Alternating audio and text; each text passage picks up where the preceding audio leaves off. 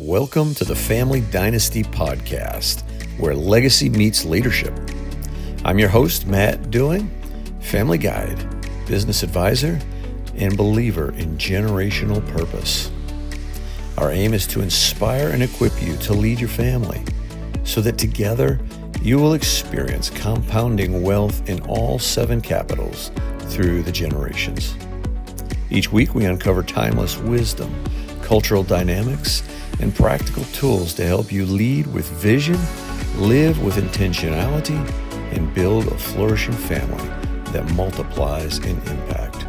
Let's get to work. The dynasty starts now.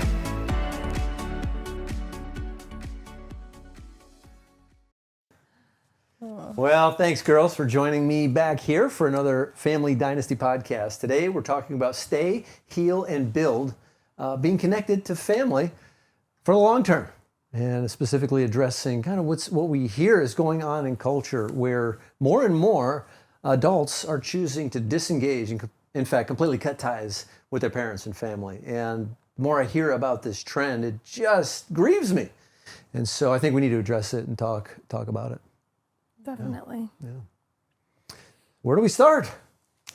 Well, I have some statistics. Oh, let's go if we want to get into that. What is the current state of culture? Where are we at right now? So, around 27 to 29% of U.S. adults are estranged from at least one parent. Well, so that's almost a third. Almost a third of adults are estranged from at least one parent. Mm-hmm. Wow. Yeah, that's over a quarter. That's a lot. Yeah. And this trend is actually rapidly increasing, especially among younger generations like millennials and Gen Z. Mm-hmm. Yeah, I think I read, especially for those under the age of 35, it's more of a phenomenon, right? So we say young adults, I mean, up to age 35 it seems like a snowball effect. I mean, it's always been, I think, there to some degree. And I remember hearing these stories, and there's always pain in families that people do walk away. But it's such a pace and scale that it hasn't been at before. Yeah. And a lot of social media influencers and therapists with large platforms are normalizing and fueling this trend as well. Mm-hmm. And along with cultural trends that are elevating personal autonomy versus family obligation or family connection. Yeah. Mm-hmm. Mm-hmm. Yeah, Carl Trueman's book, The Rise and Triumph of the Modern Self, talks a lot about how we got here as a culture, and that this is our number one virtue in culture, unless we're being shaped by a Christian worldview, is this view of autonomy. I am my own person. I get to make my own rules, and it devalues the reality that God has put us primarily in family. Mm-hmm. And our presupposition, and what we want to challenge anyone who's listening that may be considering estrangement as the healthiest option, to seriously reconsider. To reconsider that in light of God, even though there is pain in family, it is worth developing the resilience to stay involved with family. Mm-hmm. Because as painful as it's been, doesn't mean it has to always be that way. Mm-hmm. Yeah. Yes. Yeah, it seems to be mainly motivated by physical or emotional abuse, mm-hmm. especially from parents. And then also there's just a basic maybe lack of agreement on different issues, or what's the word I'm looking for? Like political views? Yeah, it could be anything like that. Just different values. That's the word I was looking for. Yeah. And also, especially in social media today, the words trauma and abuse are just kind of being thrown around very lightly, mm-hmm. and treated less than what it actually means. So a lot of people just call things trauma or abuse that aren't actually that, and they maybe just don't have the emotional capacity to deal with those things as much as people used to. Right.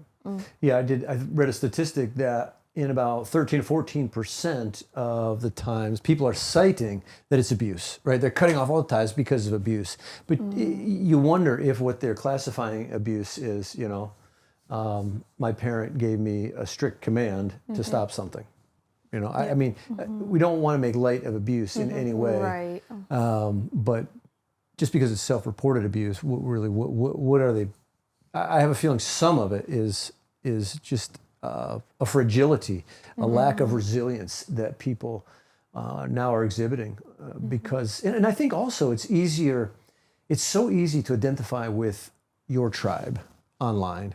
Before, right? I mean, before the advent of social media and being connected online, you found your people locally, and even if they weren't exactly like you envisioned your perfect community, you learned to get along. Right? Today is like we don't have to learn to get along anymore because you can go find all the very specific narrow proclivities or whatever it is you're into to just get into that community, and you somehow convince yourself that this is a healthier reality than being with family, which is many times hard, isn't it? Yeah.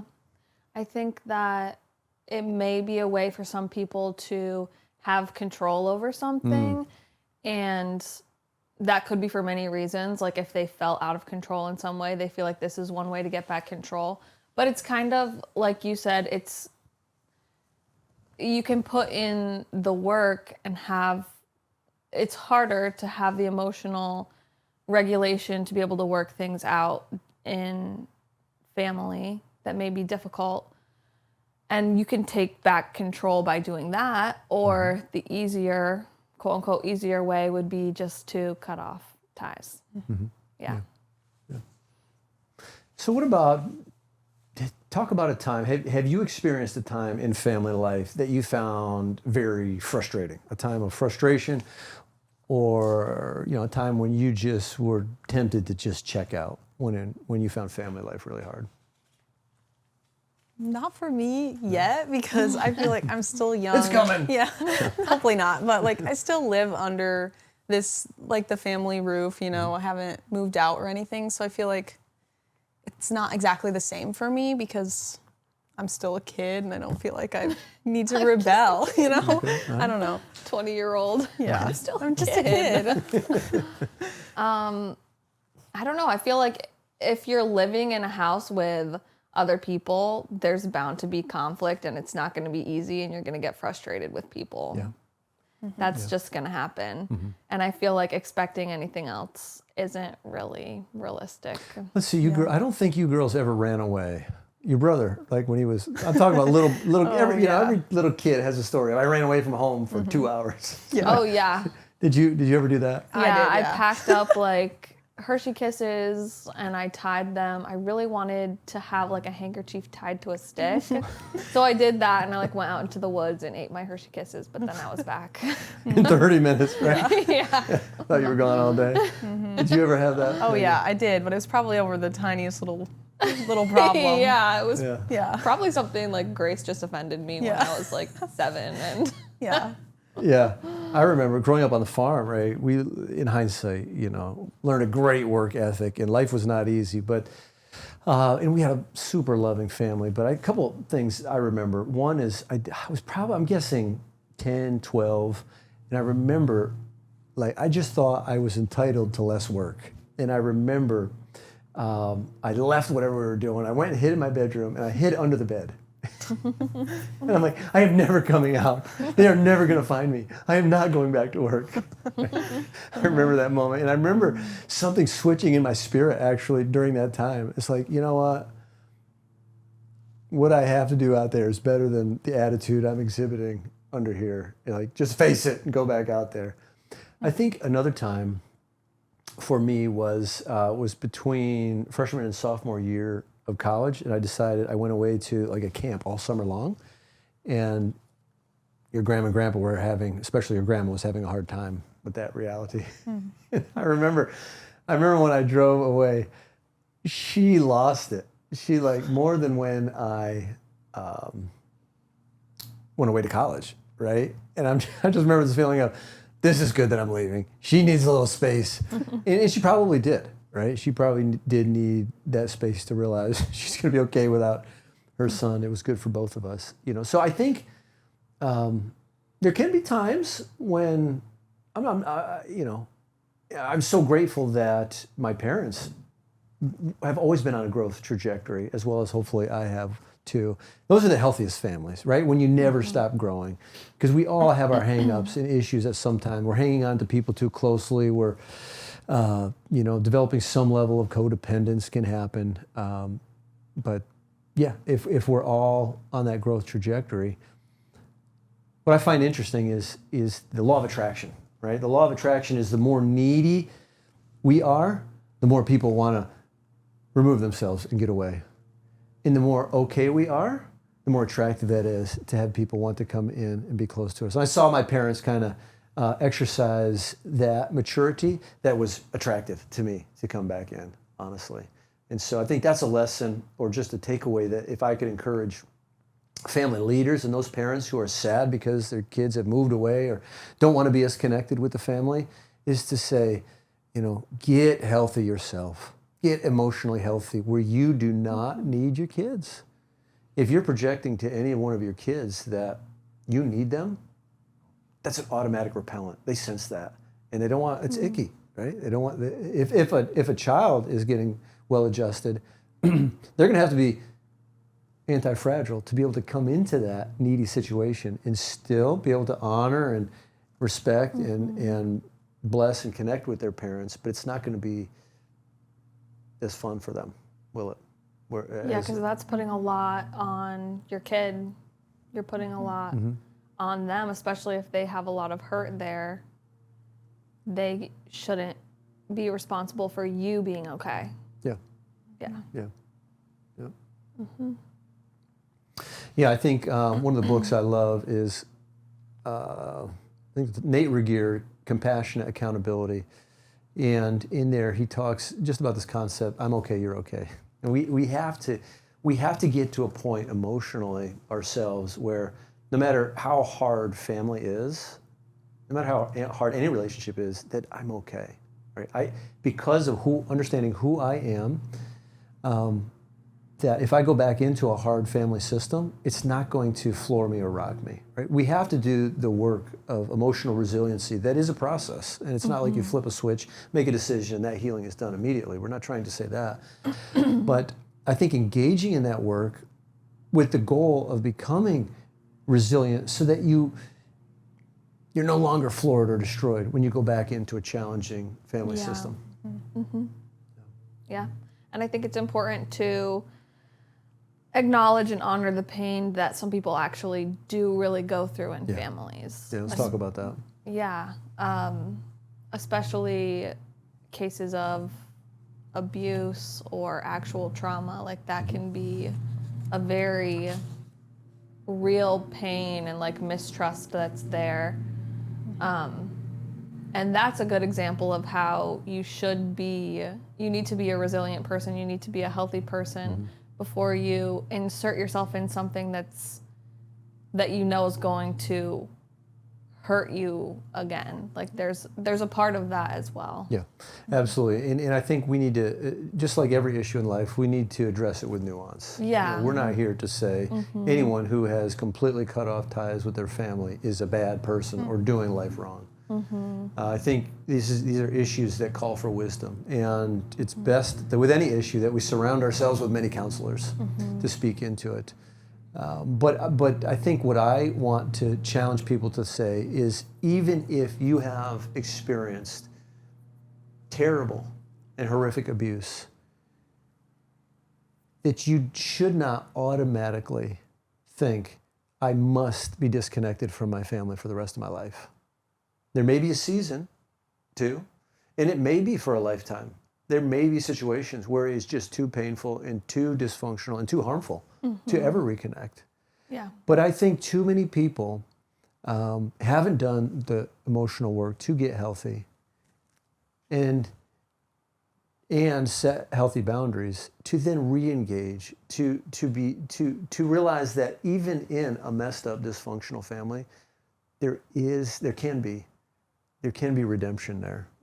And knowing that God has really built the world with this story of reconciliation and redemption, he wants it to take place in family. And it is the healthiest person who's going to foster and initiate that. And so I think the goal and the message for each of us is become as healthy and resilient as we can so that we can, to whatever degree possible, offer it. It may not, right? It's reconciliation and redemption takes two parties. It may not happen. But as far as we can initiate that, I think it's a worthwhile pursuit. Yes. I would definitely say there's a difference between having emotional discomfort versus being in actual danger. Yeah. So that is something to keep in mind as well if you're wanting to rebuild and reconnect with family. It could still be very emotionally uncomfortable, but to be able to distinguish the difference for yourself between that and actual danger. No, I think you're hitting on something here that we can avoid growth, right? If we're always seeking comfort in our lives, if we're avoiding stressful situations, we're going to be cutting our growth cycle off. Yeah, absolutely. Right? And I think, again, where we can go to our comfortable tribe, where we're going to be reinforced in our thought processes, it can be a reinforcing pattern that we unwittingly are avoiding growth because we're taking ourselves out of uncomfortable situations. Whereas if we really want to embrace growth, it's good to stay emotional discomfort, right? Have you been trained? It's like lifting a little bit of weight and sticking with it. You can lift more and more weight physically, builds muscle and capacity and resilience. So it is emotionally too, right? If we can hang in there with tough situations, it will build our emotional resilience. Yeah. Yep.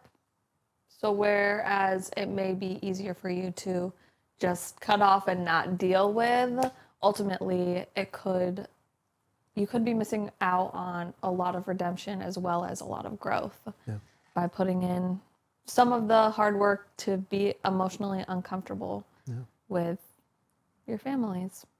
Well, it's making me think, I think I mentioned this on our first podcast, how you girls, when you were younger, the 6 of you girls stayed in one bedroom for many years. I heard just this last week, some of you were telling stories about, you were talking about Morse code that you and Ellie were using. Yeah, we used to communicate between our beds with Morse code because Elena wanted us to be quiet. Oh, that's right. You're reinforcing, I think we made a good decision, right? You have become emotionally resilient for a lot of reasons, but maybe one of it was you were forced to coexist, 6 of you in that one little bedroom and work things out. You developed some capacity to endure some, emotional challenge. Yes. So what does it look like to have healthy boundaries and still preserve family ties? I think a big part of it is just having the ability to say no. I think a lot of times there can be pent up emotions if you're not able to just say no to certain things, whether it's just a visit that's too often. And I think a lot of times that builds up when you have maybe an anger towards a family member because you haven't been able to voice your opinion to them. And then that leads to you wanting to cut ties. Whereas if you had just set clear boundaries and maybe just had honest conversations, I think it's a practical way. Yeah. I just had a thought. I feel that it's important when and if you need to set boundaries, that it shouldn't be coming from a place of like, I'm going to show you and I hope these boundaries make you feel bad and like make you feel left out as like a way to retaliate against the hurt. I feel like ultimately you're just going to be continuing to harm yourself. That's right. Because that's not coming from a place of forgiveness or reconciliation. And that's probably also not going to feel as rewarding as you think it's going to feel to be like, oh, I'll show you by setting this boundary in place. And I think when people use the word boundaries, they use it like that. Like it's a punishment or a jail cell that you can put someone else in because they did something to you. Where instead, I think it should be focused on if you need to keep yourself or keep your kids safe or protected, then those boundaries are for that, not to like retaliate against someone. Yeah, that's good. So, a culture that prioritizes and justifies and even feels good about cutting others off how can we reprioritize and see the good in staying and learning conflict resolution skills and working through conflict? What do we have to do there? What kind of cultural work needs to be done to help people reframe that or understand that that conflict is a good and healthy thing? Well, I think it builds relationships. When you have conflict and you're able to resolve it and forgive each other, then it makes it easier when you have to do it again in the future, I think. And I think when you go through conflict together and then it's resolved, like your relationship is ultimately stronger because of it. Yes. Yeah, I love the thought that there is actually a deeper intimacy in relationship on the other side of conflict. In that when we settle for an artificial harmony because we're just unwilling to have those hard conversations or go to the difficult place, that we settle for a harmony that's artificial because we haven't talked about the reality of the conflict that exists. Yeah. I feel like to some degree, some people know and expect that, like in a marriage relationship, obviously there's a lot of conflict, there's a lot of conflict resolution, and communication is really important. But I don't know if people think of it the same way as like parent relationships, or think of those same conflict resolution skills being needed in family relationships as you're an adult as well. And just because someone's your parent or someone who's in a different, like, quote unquote power dynamic, it doesn't mean that they also won't get in conflict with you, or you also won't have to use those techniques with them. Yeah, I'm thinking that, what is the research of how many people truly have a Christian worldview in America today? It's a very small percentage of people. And I think, a big part of what's missing is people are confused on what it means to be human, the way God has created us. And if we understand that the God who gave us the Ten Commandments is the God who defines reality. Dennis Rainey wrote a great book called The Forgotten Commandment. You know what the fifth commandment is? Right? The first four have to deal with our vertical relationship with God, and the next six have to do with our horizontal relationships with one another. So the fifth commandment is that first one that starts dealing with horizontal. Honor your father and mother. Honor your father and mother. And it seems to be the forgotten commandment. And so if we understand that God who created us has the right to define reality and what is best for us, he's commanded us, honor your father and mother.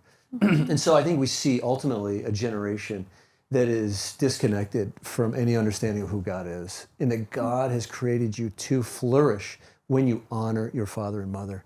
And how can you truly honor them if you're completely disconnected? And so this is, I think, when you just take it back to its very essence, this is what we pray and hope, that those who are thinking they're doing something to heal are actually hurting themselves. We just pray and hope that they would get connected to the source of life and take him at his word and do the hard work of dealing with the reality that there's pain in families. We have a really wonderful family. I can talk about my pain in family. I've had considerable pain in family. And there have certainly been, besides the ones I shared today, other times when I just wanted to disconnect. But thank God I did not. And there's just, I can't imagine a life disconnected from all the goodness that comes from family, even though it has brought about some of life's biggest pain too. And I think that is kind of family life, right? Our biggest pains and our greatest joys come from family. But this is the work I think God has called us to do, is to work through that pain. And as we do, we will each grow and be able to experience more and more joy in family life. So if you want to speak to someone considering cutting off their family, anything else you'd want to share with them or ask them to consider? Yeah, I would really encourage that a lot of beauty can come from family, and kind of what you were saying, working through at whatever pace is healthy for you, being able to have the best connection you can with your family in a way that's still safe, in a way that's healthy as you can make it. I just think that there's going to be benefit to that. Yeah. That's good. And that's going to look different for everyone depending on their situation growing up or whatever. But I just think that to the greatest extent that you can be connected with your family, I think that's going to be a really good thing. Yeah, I agree. And I think often if you're wounded in community or family, that's where you need to heal. And you might think that you're just like taking a step back or taking a breath, but really you're cutting off the oxygen to where you can heal. So just being able to stay within community and family as much as you can. That's a really good point. It's like if your arm were to get a huge gash in it, like your first instinct would not be to amputate your arm. That's a good analogy. You would want to go through and actually heal it, even though that would be also painful and uncomfortable. Yeah. Shoot. Smart. You guys are good. You're good. That's why I have you on this podcast with me. That's fantastic. So just for fun, you want to share a family memory that you wouldn't trade for anything? That's so hard. What's a family memory that you would not trade for anything? Just broadly, like when our family used to go to Canada every year. I love those memories of just being outside all day, doing nothing, but I don't know, playing with sticks, fishing, sitting around a campfire. Belly laughs, some of Yeah. the best laughs ever, happen when we're just free of responsibility, just there together. Yeah. What's something about our family that always makes you laugh or feel at home? I always love when if a lot of us are over for dinner and like everyone's talking at the same time, I love that. Yeah. I think that's great. And then I can like tune into something over here or over like across the table. I just think that's fun. It's a staple of having a big family. Yeah. Everyone's having a different conversation and you can join any of them. Right. Yep. I love the fact that I have this ability to fall asleep in the middle of chaos easily. Yeah. And so much so that if I fall asleep in the living room while everybody's around, as soon as it gets quiet, I wake up. Yeah. Oh, wait, something's wrong here. And then I go to bed. So, Yeah. I love the hubbub of a big family. Well, girls, I'm so grateful that you have remained connected with family, and we just hope that this podcast has encouraged someone out there who is considering, the real pain that can come from family of maybe I'm just better off disconnecting completely, is to say, do the healing work, get help, face your issues. Don't put them under the rug. Don't pretend they don't exist. Face them head on, deal with them, call them what they are, but don't disconnect from family, if at all possible. If you can remain safe, do the hard work, emotional healing, and blessing your family by your presence and being blessed by theirs. All right, until next time, God bless. Thanks for joining us on the Family Dynasty Podcast, where legacy is built, not just inherited. If today's episode helped you lead your family with greater vision or purpose, share it with someone else who's building a legacy that lasts. And remember, you shall remember the Lord your God, for it is He who gives you the power to get wealth, that He may establish His covenant. Deuteronomy 8:18. Keep building with faith, leading with love, and living for impact. Your family is your greatest calling.